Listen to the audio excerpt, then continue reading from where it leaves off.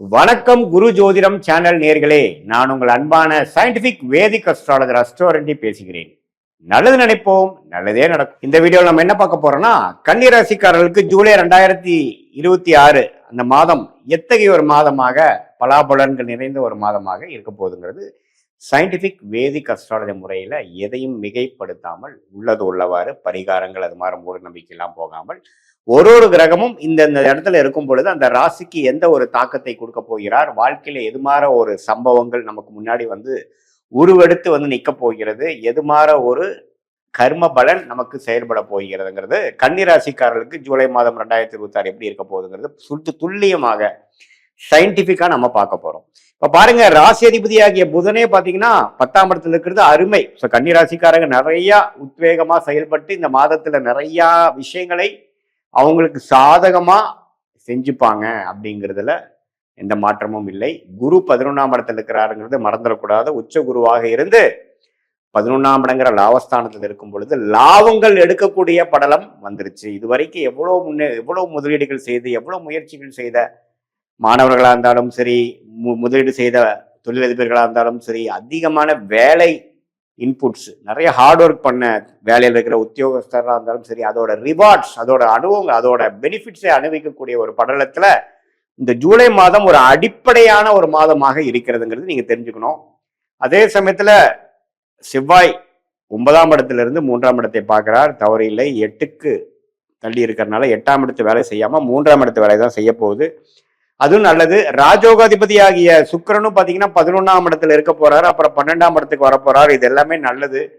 சனியே 7ஆம் இடத்துல இருந்து குரு பார்வை பெறுவது நல்லது. ராகு 6ல இருக்கிறது, கேது 12 இருக்கிறது, எல்லாமே ஓரளவுக்கு அருமையான ஒரு அமைப்பாக இருக்கிறது. ஸோ கன்னிராசிக்காரர்கள் போன ஒரு வருடமாக கஷ்டப்பட்ட ஒரு அமைப்புக்கு இந்த ஜூலை மாதம், அடுத்து வரக்கூடிய 6 மாதம், அடுத்து வரக்கூடிய ஒரு வருடத்துக்கு வரக்கூடிய லாபங்களும் செய்த முயற்சிக்கு அறுவடை செய்யக்கூடிய ஒரு ஆண்டாக வரக்கூடிய ஒரு தருணத்துல ஒரு டியூரேஷன்ல இந்த ஜூலை ஒரு அடிப்படை ஃபவுண்டேஷனை அமைச்சு கொடுக்கக்கூடிய ஒரு ஸ்டார்டிங் பாயிண்டாக இருக்கக்கூடிய ஒரு மாதமாக ஜூலை மாதம் நம்ம கண்டிப்பா எடுத்துக்கலாம். ராசி அதிபதி வக்ரமாக இருந்தாலும் 10ஆம் இடத்துல ஆட்சி பலத்தோட பெரும்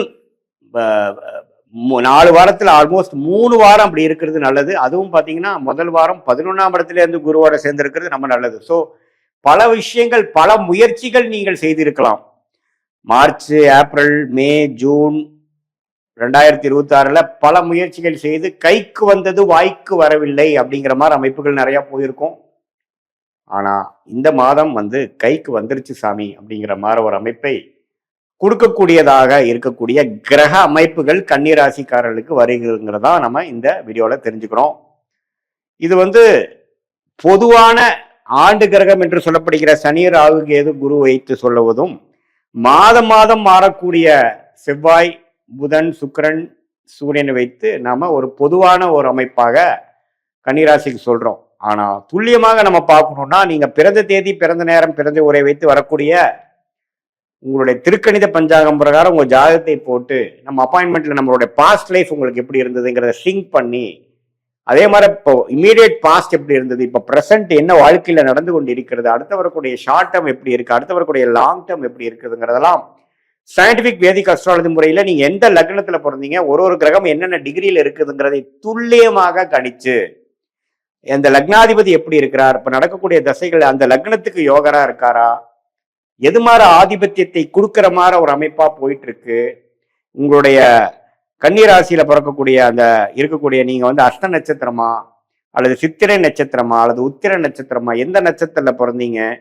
அந்த கிரக அமைப்புகள் எப்படி உங்க ஜாதகத்துல இருக்கு, ஸ்தானபலம், திக்பலம் எப்படி இருக்கு, எந்த கிரகம் யோகமான அமைப்புல இருக்கு, எந்த கிரகத்துல இருக்கக்கூடிய துறையில நீங்க போனீங்கன்னா விசேஷமா ஜெயிக்க முடியும், எளிதா ஜெயிக்க முடியும், எந்த நேரத்தில் நமக்கு நல்ல நேரம் வருது அப்படிங்கிறதெல்லாம் நம்ம சயின்டிபிக் வேதிக் அஸ்ட்ராலஜி முறையில துல்லியமான முறையில நம்ம பார்த்து எந்தவித மூட நம்பிக்கைகள், பரிகாரங்கள், அது மாதிரி விஷயத்துக்குள்ளெல்லாம் நம்ம போய் நம்மளுடைய நேரத்தை வீணாக்காமல் நம்ம கர்மா எப்படி செயல்படுது, நமக்கு பாஸ்ட் ஒத்து வருதா, இப்ப பிரசன்ட் எப்படி இருக்கு, நம்மளுடைய சாய்ஸஸ் நமக்கு முன்னாடி என்ன இருக்கு, அதில் எந்த சாய்ஸ் எடுக்கிறது நமக்கு கரெக்டாக வருது, இது பாஸ்டோட செக் பண்ணிக்கலாம். நம்ம ஆக்சுவலா நம்மளுடைய சயின்டிபிக் வேதிக்கு வந்து கரெக்டா ஒர்க் ஆகுதா, இப்படி எல்லாம் நம்ம பார்த்து அதுக்கு தகுந்த மாதிரி நீங்க வாழ்க்கையில நீங்க எடுக்கக்கூடிய முடிவுகளை எடுத்து அதுக்கு தகுந்த மாதிரி டைம் லைன்ஸ், எந்தெந்த நேரத்தில் எது செய்ய முடியும், எந்த நேரத்தில் வேலையை மாற்றலாம், எந்த நேரத்தில் நெக்ஸ்ட் உயர்வு நமக்கு கிடைக்கும், எந்த நேரத்தில் நம்ம உள்நாட்டுக்கு போகலாம், எந்த நேரத்துக்கு வெளிநாடு வாய்ப்புகள் இருக்கு, எந்த நேரத்தில் நமக்கு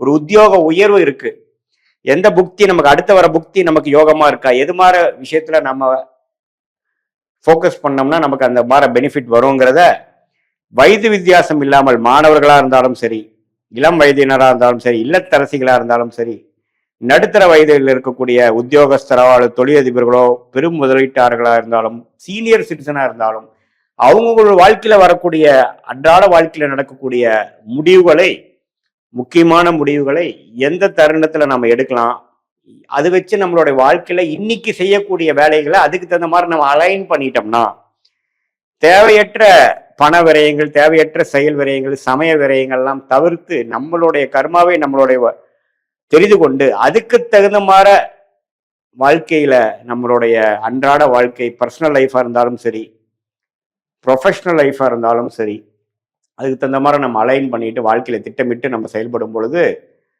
நிறைய நம்ம மிஸ்டேக்ஸ் பண்றோம், தேவையற்ற விஷயங்களை பண்ணி மாட்டிக்கிறோம். ஒரு ஒரு தப்புக்கும் நம்ம என்ன பண்ண வேண்டியதா இருக்கு, விலை கொடுக்க வேண்டியதா இருக்கு. அது என்ன மாதிரி விலை? நான் டைம் வேஸ்ட்டு 2 இயர்ஸ் என் வாழ்க்கையில போயிருச்சு சாமி, அல்லது இவ்வளோ பணம் நஷ்டம் ஆயிடுச்சு, இது தேவையற்ற மன உளைச்சல்ல போய் முடிஞ்சது அப்படிங்கிற மாதிரி விஷயங்கள்லாம் நடக்குது இல்லைங்களா? அதெல்லாம் ஃபியூச்சர்ல நம்ம வந்து தவிர்த்து நம்மளுடைய கர்மா என்ன அப்படிங்கிறதை தெரிந்து அதுக்கு தகுந்த மாதிரி வாழ்க்கையில நம்ம முடிவுகளை எடுத்து, அது படிப்பு விஷயமா இருந்தாலும் சரி, காதல் விஷயமா இருந்தாலும் சரி, திருமண விஷயமா இருந்தாலும் சரி, குழந்தை பேரு விஷயமா இருந்தாலும் சரி, எந்த துறை தேர்ந்தெடுக்கிறதா இருந்தாலும் சரி, வெளிநாடு உள்நாடு எது மாதிரி விஷயத்துல போகலாம், தொழில போகலாமா, வேலையில போகலாமா, எப்ப நம்ம ஆரம்பிக்கலாம், அது மாதிரி விஷயங்களா இருந்தாலும் சரி, உடல்நல கோளாறுகள் எப்போ சரியாகும், எப்போ எது மாதிரி விஷயங்களை நம்ம கேர்ஃபுல்லா இருக்கணும், எப்படி இருக்கு நம்மளுடைய குணச்சத்ரு பாவம் எப்படி இருக்கு, வம்பு வழக்குகள்லாம் எப்படி இருக்கு, அதையெல்லாம் எப்ப தீரும், நமக்கு பூர்வீக சொத்து வருமா, நம்மளுடைய பிராப்தங்கள் எப்படி இருக்கு, எந்த நேரத்துல நம்ம வந்து டக்குன்னு நெக்ஸ்ட் லெவலுக்கு போவோம், எப்ப கடன்களை அடைப்போம் அப்படிங்கிற மாதிரி ஒரு ஒரு வயதினருக்கும் தகுந்த வாழ்க்கையில் இருக்கக்கூடிய சேலஞ்சஸ், முடிவெடுக்க முடியாத தருணங்கள், எந்தெந்த மாதிரி நேரத்தில் எது பண்றது நல்லது, நம்மளுடைய தசா புக்தி அந்தர சூக்ஷ்மத்தை எப்படி பார்க்குறோம். தசைங்கிறது வருட கணக்குல, புக்திங்கிறது 3 வருடம் 2 வருடம் அப்படிங்கிற மாதிரி, புக்தி அந்தரங்கிறது 4 மாசம் 6 மாசங்கிற மாதிரி, சூக்ஷமங்கிறது வாரக்கணக்குல. ஸோ இதெல்லாம் பிரித்து பார்த்து ஒரு விஷயமும் உங்க ஜாதகத்தில் எப்படி இருக்கு, பாஸ்ட் வந்து மேட்ச் ஆகுதா அப்படிங்கிறதெல்லாம் தெரிந்து கொண்டு அதுக்கு தகுந்த மாதிரி வாழ்க்கை முடிவுகளை நீங்கள் எடுக்குமேனால் கண்டிப்பாக சயின்டிபிக் வேதிக் அஸ்ட்ராலஜி முறையில் தீர்க்கமான சில முடிவுகள் கிளாரிட்டி மூலமாக எடுத்து அதுக்கு தகுந்த மாதிரி பலன்களை எளிதில் வாழ்க்கையில் பெற்று வாழ்க்கையில் வெற்றி பெற முடியும் என்று சொல்ல விரும்புகிறேன். மீண்டும் மற்றொரு காணொளியில் சந்திப்போம். நன்றி, வணக்கம்.